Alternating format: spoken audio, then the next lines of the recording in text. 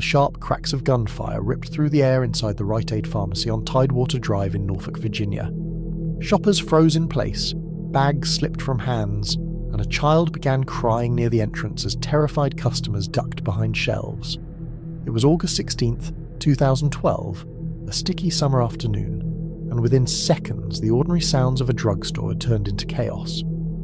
Behind the pharmacy counter, customer Heidi Murphy was mid-conversation with a pharmacist when it all started. She remembered hearing raised voices first, two men bickering in line. At first it didn't sound serious, just another heated exchange about who got to go first, but then, pshhh. A hiss of pepper spray cut through the air. Heidi turned just in time to see a mist clouding around two men. One of them was backing away, clutching his face, his phone still pressed against his ear. The other, tall, broad and wearing a ball cap, stood his ground, holding the canister of spray like a weapon. "Ah! My eyes!" the man with the phone shouted, stumbling backwards, blinded. His words were loud enough for everyone in the pharmacy to hear. Somebody just pepper spraying me while I'm on the phone talking to my mama. So I'm like, Mom, this man is pepper spraying me. And I'm walking away because he's behind me pepper spraying me in my eyes. Mom, this man is pepper spraying me. I'm at the drugstore. Would you call the police and come to the drugstore? I'm crying with Mama. And I just hung the phone up. That man was Bernell Ben, 42 years old. He'd come in just to pick up his blood pressure medication. Instead, he was choking on pepper spray, tears flooding his eyes as panic rose in his voice. The man holding the spray was Ramon Colorado, also 42, and known by some in Norfolk as outspoken, even confrontational. The altercation began after Bernell Ben thought Ramon Colorado cut in line. "Come on, bro," Ramon shouted, stepping forward aggressively. "I got more for you, bro. Where you at?" Heidi ducked. She could hear them but didn't dare look again. The pharmacist crouched beside her behind the counter.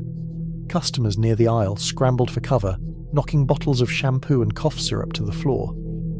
And then came the sound no one would ever forget. Bang! A single gunshot echoed, followed by another. Bang! Bang! Screams filled the store. Someone yelled, "Call 911!" while another voice cried, "He's got a gun!" In the chaos, one man fell to the ground, clutching his chest, blood blooming through his shirt. Another staggered, holding his side, still gripping a pistol. By the time police arrived, minutes later, both men were lying near the pharmacy counter, wounded and surrounded by spilled pill bottles, terrified witnesses, and a thick silence that only comes after sudden violence. One of them would not survive. The wail of sirens grew louder as Norfolk police cruisers screeched into the Rite Aid parking lot. Neighbours had gathered outside, some clutching their shopping bags, others pointing toward the glass doors of the store. Everyone was talking over each other. Two men inside. I heard 5, maybe 6 shots. Somebody's dead, I swear he's dead. Inside, the chaos had frozen into a strange, heavy silence. The air smelled faintly of gunpowder and pepper spray. The once orderly pharmacy aisle was littered with blood, knocked over displays, and the echo of what had just happened. 2 men lay on the floor. Ramon Colorado, his shirt stained dark red, his chest rising shallowly, looked almost lifeless. His lips trembled as he tried to breathe. He had taken a bullet straight to the chest. A few feet away, Bernell Ben groaned in pain, pressing his hand against his back where a bullet had grazed him. His gun was still in his hand. "Drop it! Drop the weapon!" Officers stormed in, weapons drawn. Their boots thudded heavily against the tile floor. Thump! Thump! Thump! "Don't move!" one shouted while another grabbed Bernell's arm and kicked the gun out of reach. It clattered across the linoleum. Nearby, witnesses huddled in shock. Heidi Murphy peeked up from behind the counter, her hands still shaking. She whispered, "He shot him. Oh my God, he shot him," as an officer helped her stand. The pharmacist, pale and speechless, simply pointed toward the 2 men on the ground. Paramedics rushed in next, their radios crackling. "Male, early 40s, gunshot wound to the chest," one shouted, kneeling beside Ramon. "We need to move now." They worked quickly, lifting Ramon onto a stretcher, blood soaking through the sheets. Another team attended to Bernell, who was conscious, protesting, trying to explain between gasps. He pepper sprayed me, man. I didn't start this." But no one was listening. At least not yet. Within minutes, both men were rushed out of the Rite Aid, one fighting for his life, the other under guard.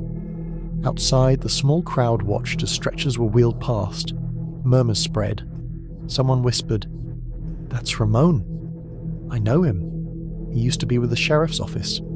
Another voice cut in, No, that other guy's the cop. Gotta be. Who else would be carrying?"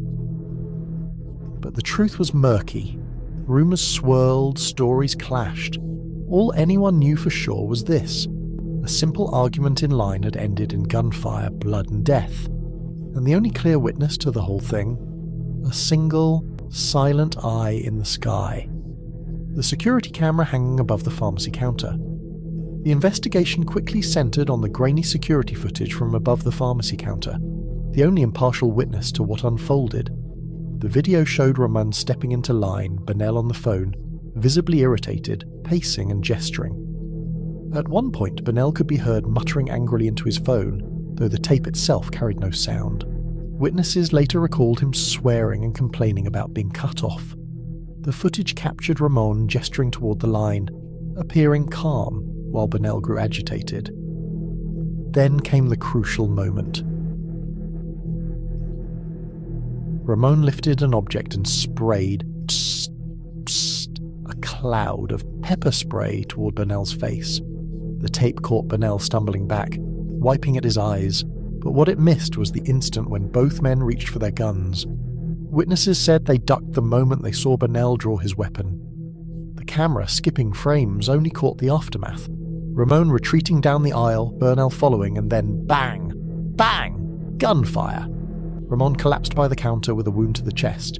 Burnell, bleeding from a graze in his back, was quickly subdued by police.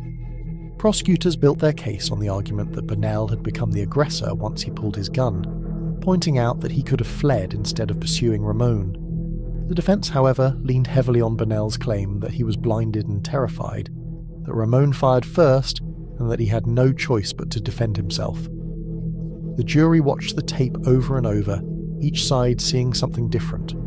Some convinced Ramon provoked the fight, others believing Burnell escalated it beyond reason. By the end of 2 trials, both ending in mistrials, it was clear the video raised more questions than it answered. The soundless footage couldn't reveal tone, intention, or the split-second choices that turned a pharmacy line dispute into a deadly gunfight. As the case moved forward, both the prosecution and defense built their narratives around character. Prosecutors painted Burnell as the aggressor who had a chance to walk away but chose violence, while the defense focused on Ramon's history of confrontations and argued that Burnell had been terrified, blinded, and shot first.